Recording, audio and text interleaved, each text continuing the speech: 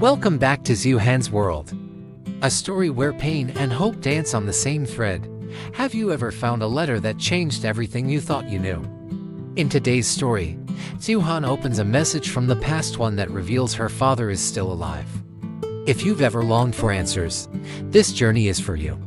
Don't forget to like, subscribe, and leave a comment if this story touches your heart. Let's begin. Dieu Han sat on the floor, hands trembling as she opened the yellowed envelope. If you're reading this, it began, "Then I'm still alive somewhere." Her heart stopped. All the years of pain, silence, abandonment suddenly reshaped. Her father was alive. She whispered his name, her voice cracking like dry leaves. Every word felt like sunlight through winter. But beneath the warmth, a storm stirred. Why had he left? What truth had stayed hidden all this time? The next lines held tenderness and guilt. "I thought leaving was the only way to protect you." Her breath caught. Protect her? From what? Dieu Han's hands trembled as she reread the words. The letter was both apology and love song. Her chest tightened with questions. Was he running from danger or hiding it? This wasn't closure. It was a door swinging open into mystery. She felt warmth, but also fear. Love doesn't always explain itself. "My past was dangerous," the letter continued, "and I couldn't bear for it to touch you." Dieu Han blinked through tears. Her father had lived in shadow, and to shield her, he had vanished. She imagined a life of hiding, of watching from afar. Had he seen her cry? Had he whispered happy birthdays from miles away? Her heart broke all over again. This wasn't just about absence. It was about a love that stayed silent for too long. In a quiet line, he wrote, "If fate is kind, maybe we'll meet again." It was hope and hesitation, stitched into one sentence. Dieu Han touched the page, tears soaking the ink. She didn't know where he was. There was no address, no promise, only a fragile dream. But in that moment, she didn't feel alone. Her father was real, alive. And he still cared. It wasn't everything she needed, but it was enough to breathe again. She folded the letter carefully, as if it might vanish. Her mind raced with questions, but her heart clung to one truth: he hadn't stopped loving her. Not ever. The pain didn't fade, but it shifted. A wound now wrapped in tenderness. She placed the letter in a small wooden box, hands lingering on its edges. She still didn't know why he left. But now, she had a reason to hope and maybe, one day, to forgive. If you've ever missed someone you never got to say goodbye to, or felt a parent's absence in your soul, leave a comment and share your story. We read every word. And if Dieu Han's journey touched you, don't forget to like and subscribe. Together, we honor the love that never truly leaves even when it disappears. The breeze carried a strange warmth that evening. Dieu Han stepped out to the small yard, her eyes following the fading light across the sky. For a moment, she closed her eyes. A face came to mind: Yen. Brave, worn, and kind. Dieu Han allowed herself to smile gently. Yen was safe now, under Mr. N's care. That worry had lifted. But deep inside, something still felt unfinished. Somewhere else, a piece of this puzzle waited. She turned back inside, her steps soft on the wooden floor. Though peace wrapped around her for now, Dieu Han could sense it wasn't over. Somewhere, someone still held the thread to this tangled story. She paused at the door, fingers resting lightly on the frame. Her eyes were calm, but her thoughts drifted far. And as the dusk settled gently around her house, another world stirred into motion, miles away. In a narrow room lit by flickering bulbs, a young man sat handcuffed, tight. He stared at the table, silent. Across from him, the investigator spoke again. "You're protecting someone. We can help you, but only if you help us." The boy didn't answer. Sweat gathered at his brow. "I told you. I don't know anyone else. I acted alone." His voice cracked, not from fear but from holding a lie too long. The officer leaned forward, eyes narrowing. "There's a woman in the hospital. She was hurt because of you. That doesn't bother you." Still, no reply. The boy's fingers twitched slightly in the cuffs. He was too young for this. And yet, his silence was calculated. Outside the room, another officer observed through the glass, lips pressed tight. Everyone in the building felt it. The boy was lying, but why? He's scared, someone whispered outside. Maybe more scared of who's out there than us. The lead detective tapped the desk slowly. No one gets away clean. Not this time. If you don't talk, someone else will. The boy's eyes flickered for the first time. Just for a second. A name, buried deep, nearly escaped, but he swallowed it. He wasn't ready. Or maybe he knew talking meant losing someone forever. The lead officer slid a folder across the table. Inside, photos, timestamps, witness statements. We know you met this man 3 times in 1 week.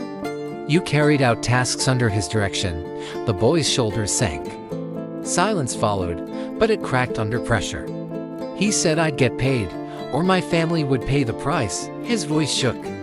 It was Mr. Chin. He made me do everything. Finally, a name. The room turned colder. One officer quickly stood and left the room. Another picked up the phone, dialing fast. This is Inspector Vuong. We have a new lead. The suspect identified Mr. Chin as the orchestrator. He claims coercion due to a debt. On the other end, orders came fast. Secure Mr. Chin's location. He might flee. Meanwhile, the boy stared at his hands. His voice was gone now, but the damage was done. The storm had a new name. The officers didn't waste time. A small team was dispatched immediately. The phone call had set everything in motion. He's not just hiding, he's planning something bigger, one detective murmured. Back at the station, the boy was escorted out quietly, his eyes avoiding everyone's gaze. They now had a thread that led straight into the shadows Merchin had been hiding in. And this time, they would follow it to the end. Phones rang. Orders flew across departments. A hidden hand had finally been revealed, and now the web would start to unravel. Merchin, once protected by fear and silence, was now exposed. Somewhere in the countryside, he might have already sensed the shift. But law moved fast now. And Dieu Han, though far away, was about to feel the ripples of truth traveling back to her world. As the officers hurried out, mobilizing teams and shouting orders, the boy sat alone. A strange calm washed over his face. Then came the smirk, slight chilling. He leaned back, eyes blank. Merchin, he whispered. They think it ends with him. The grin widened, not from pride, but from something deeper. Behind those words was a riddle. What if Mr. Chin was just a pawn? And the real player, still watching, still waiting. Merchin was no ordinary man. Years in the gold mines had carved steel into his bones. In caves where light barely touched, he learned to listen to the earth, to silence, to instinct. That instinct never left. It told him when to dig, when to fight, and when to vanish. So when the boy was arrested, something shifted in Mr. Chin's gut. He didn't wait for proof. He packed light and walked into the morning fog. He didn't call anyone. Didn't say goodbye. Just left. People like him didn't know explanations. They trusted nothing but movement. Merchin had always been one step ahead, not because he was fast but because he paid attention. The silence of the town, the subtle shift in how neighbors looked at him, the way birds stopped chirping one morning, it was enough. Danger was a scent he knew too well. There was no fear in him, only calculation. He had fled storms, police raids, even betrayal from his own blood. But what came now was different. It wasn't just survival, it was about staying off a radar that no longer blinked red, but burned cold. Merchin moved like a ghost, blending into forests, old mining roads, abandoned shacks. No ID. No trail. Just memories and muscle memory. As news of the investigation spread, Mr. Chin was already miles away. He watched from a ridgeline and seen, smoking his last cigarette. The world below was chasing ghosts, and he had no intention of leaving fingerprints behind. He had questions of his own now. Who tipped off the police? Who betrayed him? His game wasn't over. It was only changing shape. And the old miner still had fire in him. It all came back to Dieu Han the moment their eyes met. That junk woman with the sunburnt face, the crooked sandals, and the sorrowful silence. Dieu Han hadn't known why the encounter haunted her, but now it felt intentional. Like a message wrapped in flesh and wrinkles. Was someone reminding her of something she'd forgotten? Or warning her? It was no coincidence. It was planted. That woman had meaning. But what kind of meaning? And then, that call. Fan's voice low, fast, and certain. He had never spoken like that before. He had always been calm. But that day, something in him cracked. Don't believe everything you see, he had said. She didn't know if it was fear in his tone, or regret. That call wasn't just a warning. It was a sign that something deeper was unraveling. A thread pulling her towards something unseen.